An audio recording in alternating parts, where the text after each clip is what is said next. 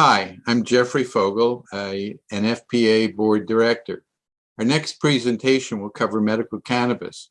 Our presenter today is Kristen Muley, who is a cannabis coach and educator, and she's the founder of Integrative Relief. Kristen is going to talk about cutting through the stigma of cannabis, what the components of cannabis are, the endocannabinoid system, how to source quality products, and what a cannabis coach actually is. After our presentation, we'll have some time for some questions and answers. Kristen, please go ahead. Thank you, Jeff. Thank you so much for having me today. As Jeff said, I'm a cannabis coach and educator, founder of Integrative Relief. So let's move on with our presentation. But to start, I have a disclaimer. The information contained in this presentation is for educational purposes only. Please consult with your licensed healthcare professional before embarking on any health change. So as Jeff said, we're going to be doing an expanded discussion on cannabis, how to source quality CBD, and much more. But the first thing before we get into that is cannabis stigma is alive and well still here in the States. The one way that we can cut through this is through education, education, education. My goal today is, if you learn something new today, is that this is part of your conversation as you move forward in talking about medical cannabis. We can't even begin to talk about cannabis in general unless we start with the endocannabinoid system. This is the largest neurotransmitter, or even think about it as the largest receptor system in the body that contains our CB1 receptor, CB2 receptor. There are endocannabinoids. These are made in our bodies, and they function very similar to phytocannabinoids, THC and CBD, either directly or indirectly. And then we also have enzymes. FAAH and MAGL, you may hear these somewhere being called FA and MAGL. These help create and break down excess endocannabinoids. Another way to look at this receptor system, if you think of the receptors as being locks, and the endocannabinoids fit in, and they're the key to this all being in balance, to be in our bodies. Whenever we don't have enough endocannabinoids, these enzymes come in and create more. If we have too many endocannabinoids, enzymes come in to help break them down. So just kind of remember that the ECS is a lock and key system. It's also known as the second brain. So it's the bridge between the mind and the body. It mediates key functions from anywhere from mood to pain sensation to our hormone system. And then when we start nailing, we're whittling down now, and we want to look at cannabinoids. And what are cannabinoids? So these are chemical compounds that interact with our ECS. They help regulate how cells communicate, how they send, receive, process messages, and they keep everything in balance or in homeostasis. And there are three types of cannabinoids. Firstly, we have synthetic, which of course they're man-made. They're either pharmaceutical or black market products. Those are illegal and unsafe. As I mentioned, there's endocannabinoids, and these are the ones that are produced in our own bodies. And then lastly, of course, phytocannabinoids, which are produced by the cannabis plant, but there's other plants too that have phytocannabinoids.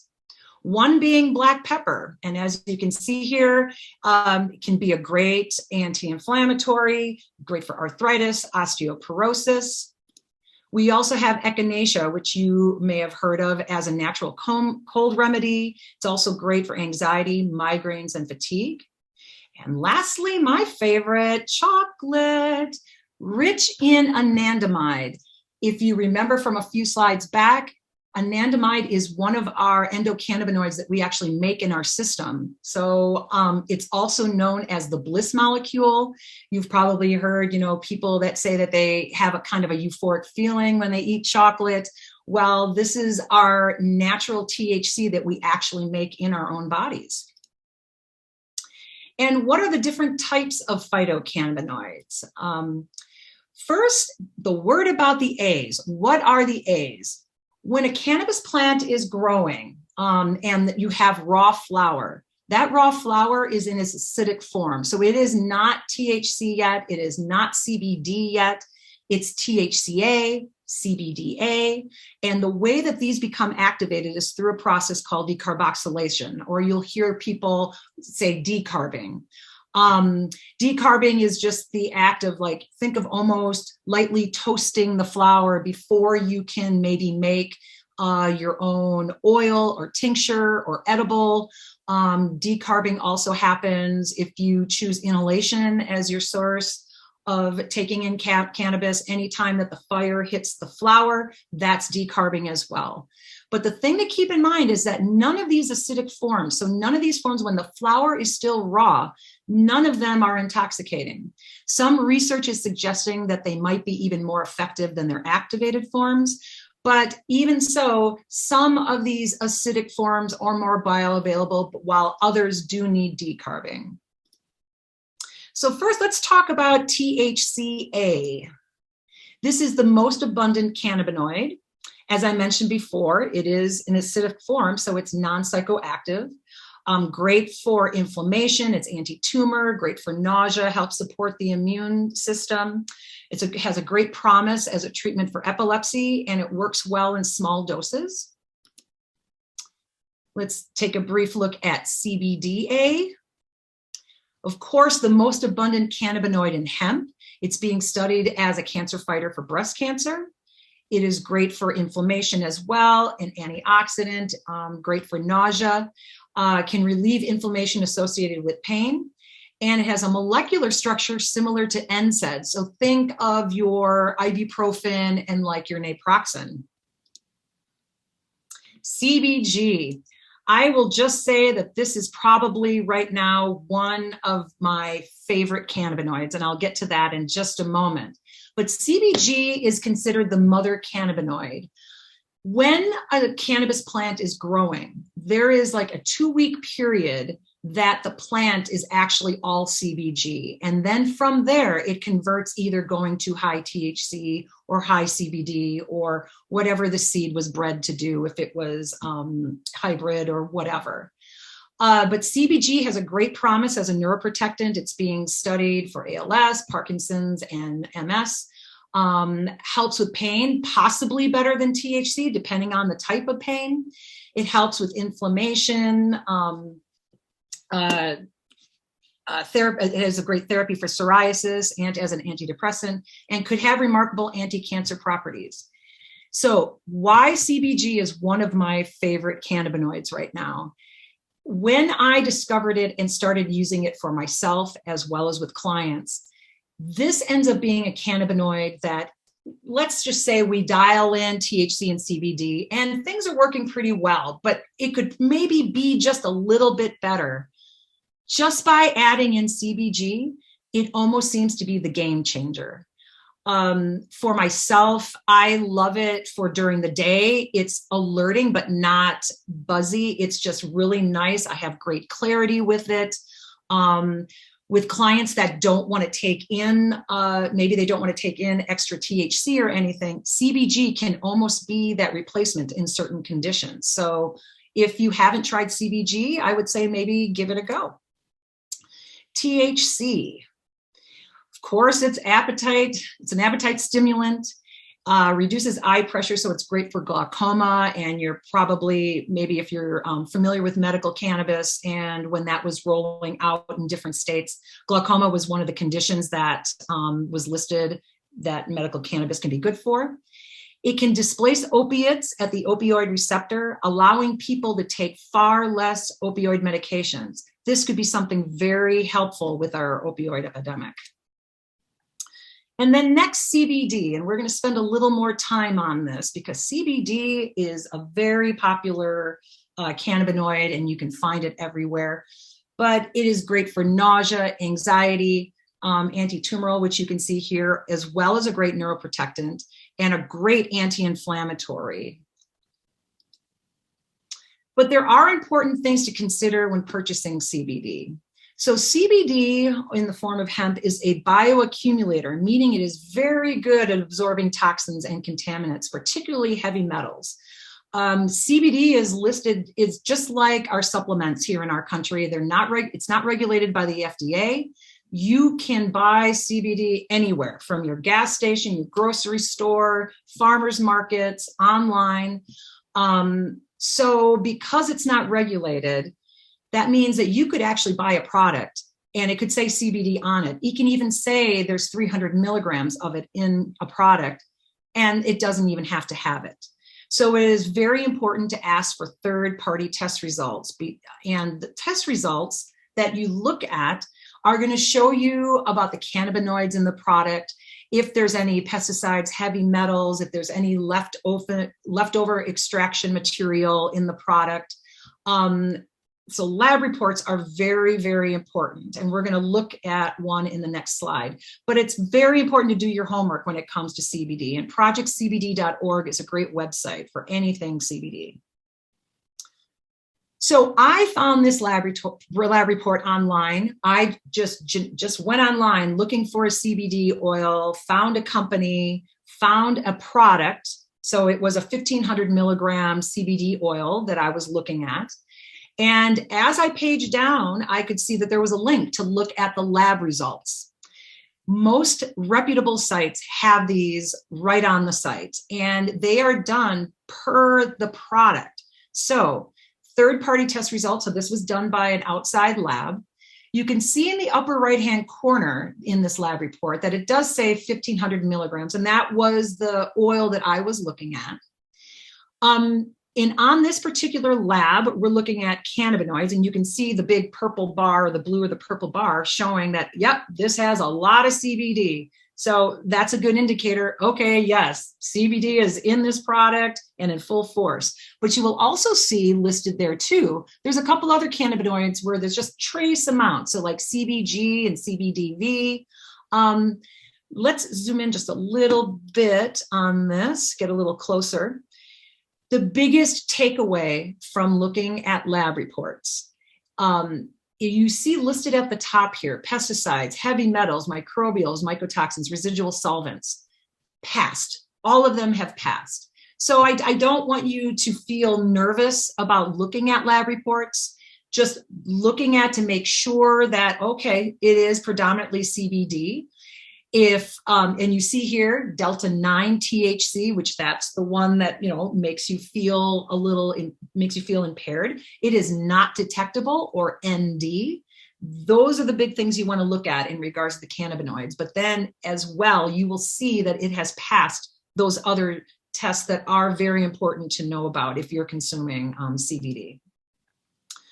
So CBD also comes in different spectrums, and I'm sure that if you've been online looking, you have probably heard of full spectrum CBD.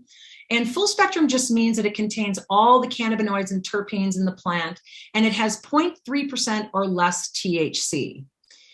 The next spectrum, and this is relatively new on the market, it's called broad spectrum. This, similar to the full spectrum, it contains all the cannabinoids and terpenes, but THC has been isolated and taken out.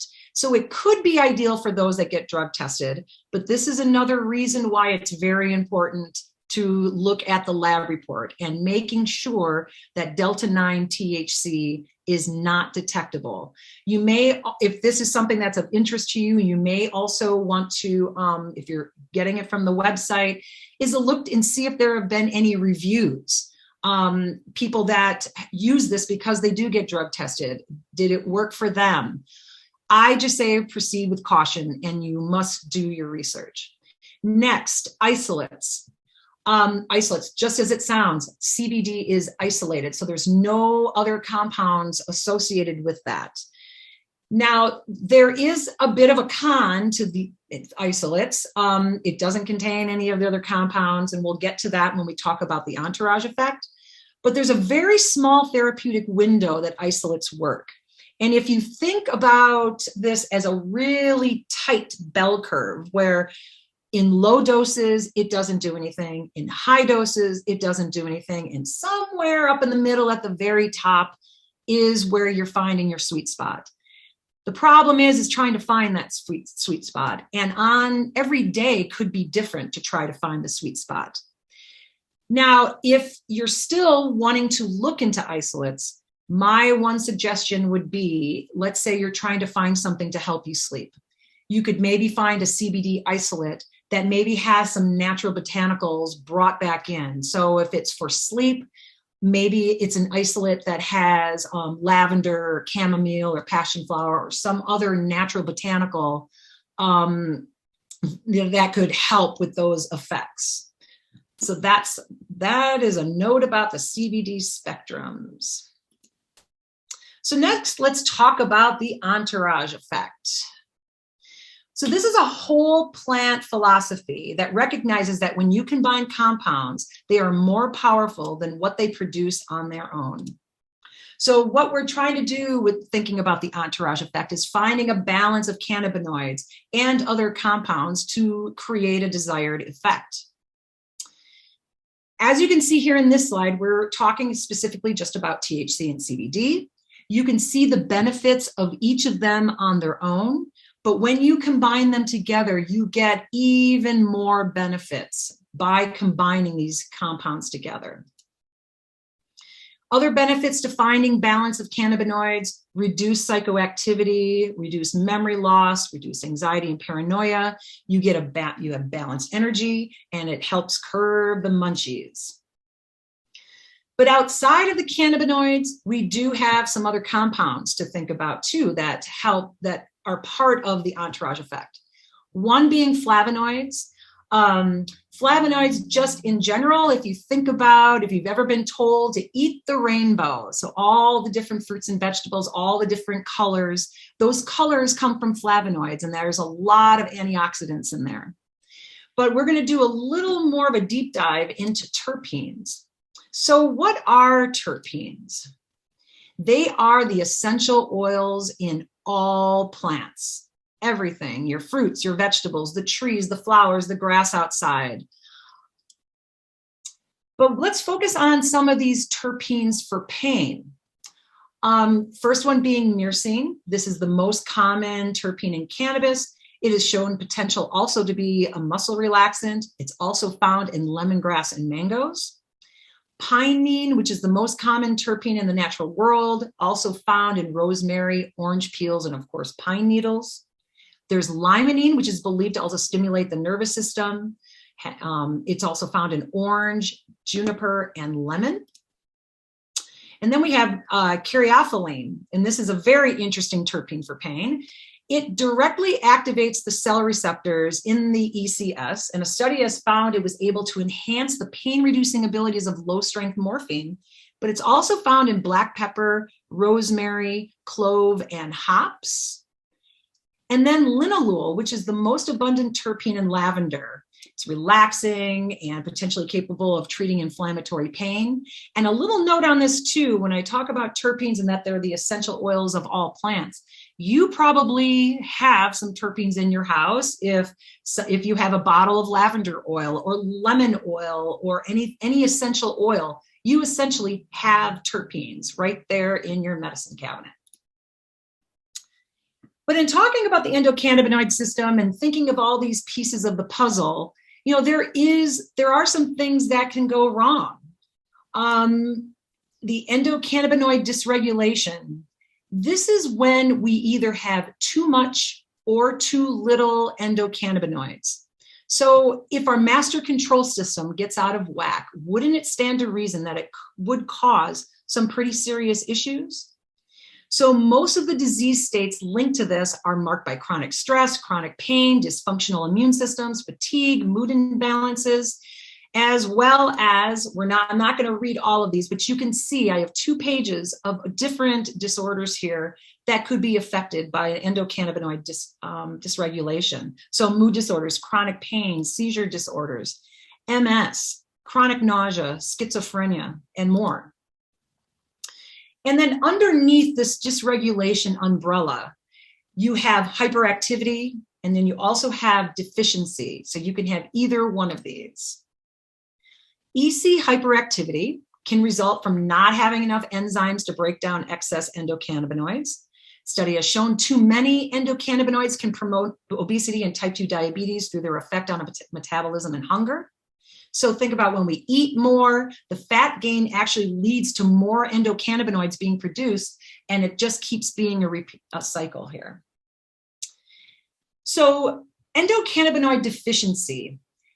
Dr. Ethan Russo, who's a very famous cannabis research pioneer, he works on a lot of case studies in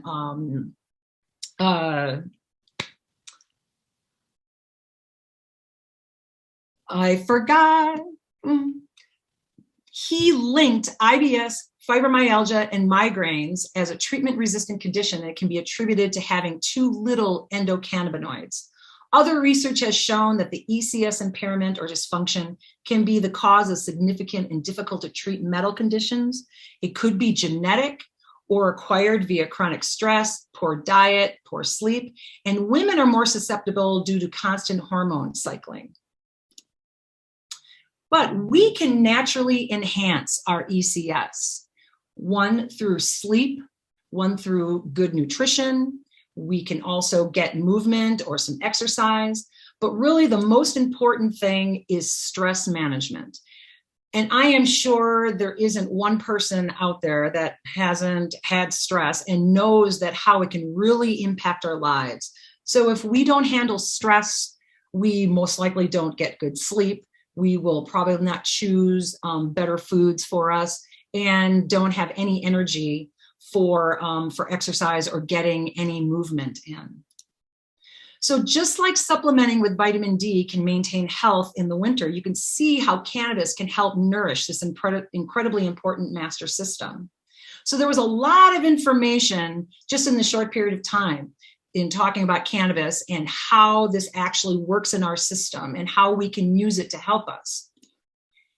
But if it seems to be a little bit too much for you, you can reach out to a cannabis coach. So as a cannabis coach, we help guide clients to use cannabis more effectively to help with their health and wellness challenges by eliminating any confusion about how to use or what to use, teach you how to be in control of your medicine. And what I mean by that is you, during the time working with a cannabis coach, will learn about different cannabinoids. You will probably dial in. That's the goal, is to dial in your ratio of cannabinoids. But as you move forward into your life, as you get older, maybe there's a different ailment that arises. You will know what cannabinoids and things to try to help balance that out for yourself. And by doing that, this really does help save you money as well. So if anybody here today is interested in knowing more about a cannabis coach and how that could help you, my website is integrativerelief.com. And just notice that relief is RELEAF.com. And to anybody that is in today's conference or that comes through the Facial Pain Association website, I'm offering 15% off my services to you. And I'll leave the slide up just for a little bit so that you can write it down. Wow, Kristen, that was very informative. Thank you. Thank you. I find it very interesting to find out that there are so many compounds of cannabis that it would seem to make it very difficult for someone to navigate the process on their own. So yeah. Thank you for sharing your expertise. Yeah, and keep in mind too, to date, we have discovered, I think now it's about 140 different cannabinoids.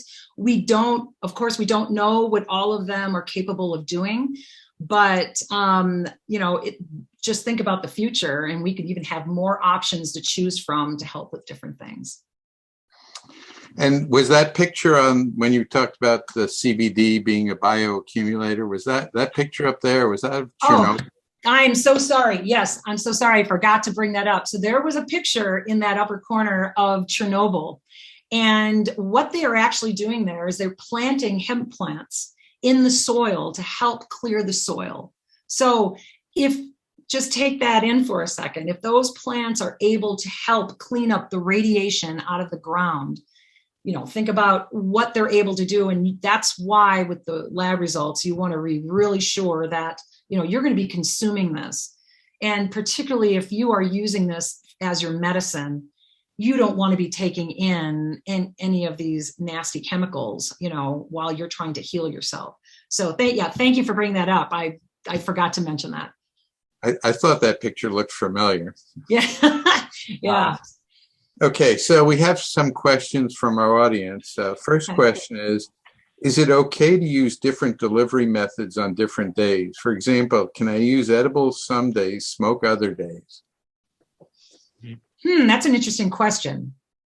Of course, you can use any delivery method you want, what works for you.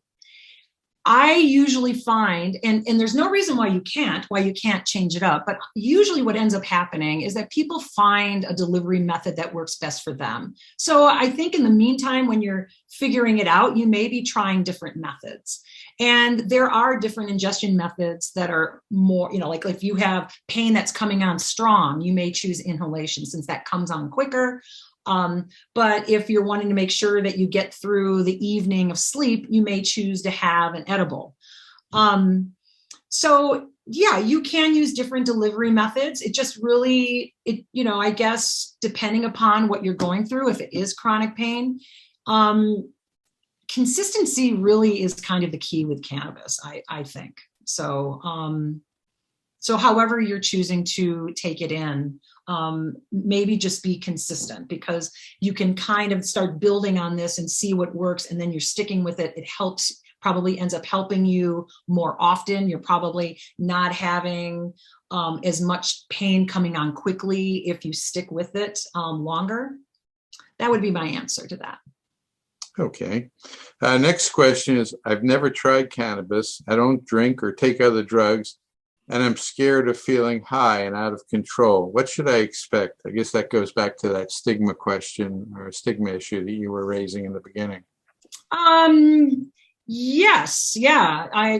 And as you know, now that we've seen this presentation and we see the benefits of the entourage effect and the benefits of adding other cannabinoids together with THC, that question, that is the biggest thing that I deal with when I work with people, because I have people that, they're still working and they can't feel high. So really bringing in CBD, CBG, some of these other cannabinoids with THC really helps with that feeling, with feeling high. And you kind of want to test the waters. I know people are afraid. It's like, okay, now I want to start. Maybe start this during days when you're not working and sample it out. And it usually isn't too difficult to find that point where you're bringing in enough of these other compounds where you're not feeling high. Okay, thank you. This next question is a little bit difficult, I think. It gives me the munchies, but eating triggers my face pain. What can I do?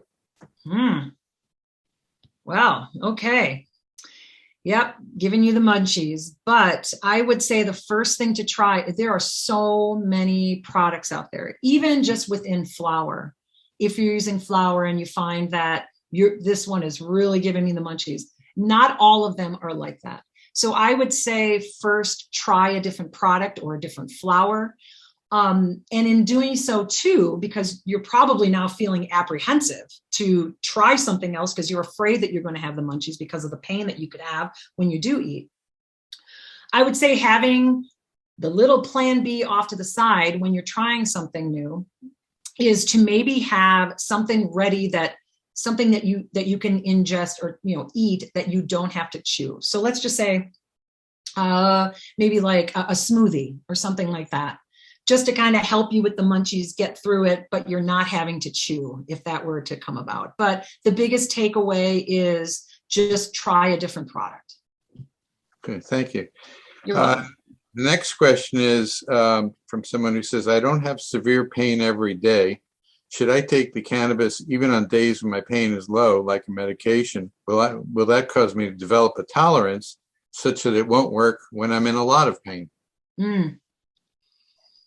Yeah. So when you are suffering with chronic pain and you're taking THC, and if that's the only thing that you're using, you are going to develop a tolerance. You are. But that, as I mentioned in the presentation, another reason to bring in CBD or CBG or combination of all of them together, even some of the acidic forms of those cannabinoids too, that will really help decrease decrease your developing or having a tolerance.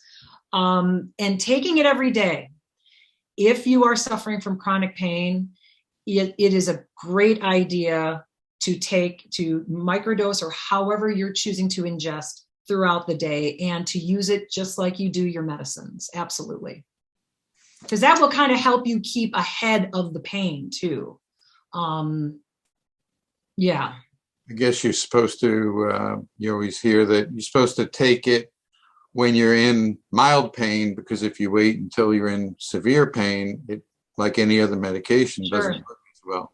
Sure. But one of the goals too is to try to even get ahead of even the moderate pain if you can. So, you're probably going to have a flare up that you might have to handle in the moment, but maybe by taking it every day and consistently, and a combination of cannabinoids, it may happen less often. That would be the goal. Okay. The next question is somewhat related. It says, I think I'm building up a tolerance and it takes more and more to help the pain. Would switching brands help stop me from building up a tolerance? Switching brands. So if you mean by switching brands, like switching different delivery methods, if that's what you mean, it kind of comes back to, similar to the last question. Introducing other cannabinoids in CBD. Now, handling tolerance, this is a real thing. And when someone has chronic pain, I mean, when I work with someone, and let's say they're not somebody that has chronic pain, how I work with them and tolerance is, if there's someone that's been using just THC, we stop for a while. We take a tolerance break. This could be anywhere. 30 days is optimal. 2 weeks is great. Even 3 days can be very helpful. But I understand that if you have chronic pain, that could be daunting to stop. That's your medicine. That can be very daunting. So I think in this case, in regards to, chronic pain, maybe work this backwards. So instead of taking THC completely out, what I would maybe suggest is start adding in CBD, maybe cutting back a little bit on the THC, but you're replacing it with CBD, even CBG, because if you remember in the presentation, that is also great for pain. So that way you're not completely eliminating your THC. That could give people anxiety, thinking, oh my gosh, my medication is going to, I'm not going to be using it for a while. So I would say try to do it backwards and just start trying to bring in CBD and lowering the amount of THC you're taking in. Thank you very much. Well, I think we've just basically scratched the surface here. Yeah.